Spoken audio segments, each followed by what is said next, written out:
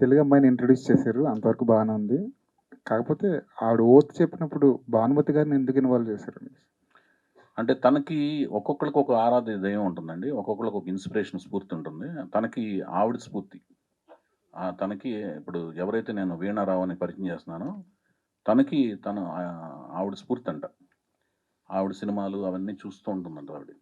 So, అందుకని ఆవిడ స్ఫూర్తి అని చెప్పారు కాబట్టి, ఆవిడ ప్రమాణం తన మీద చేయించాం.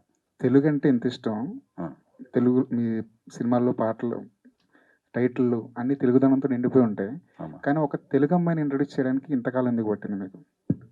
కాదు కదా! నాకు అంతకుముందు నేను 2009, 2008 వరకు నేను లాస్ట్ సినిమా చేసింది 2010లో ఓపెన్ చేశానండి. దసరాకి. అది 2015లో రిలీజ్ అయింది. మళ్ళీ తర్వాత ఇదే సినిమా చేస్తున్నాను. మన మాధ్యమాలు, మన ఫేస్‌బుక్కు, ఈ మాధ్యమాలన్నీ 2008, 7 నుంచి డెవలప్ అయినాయి.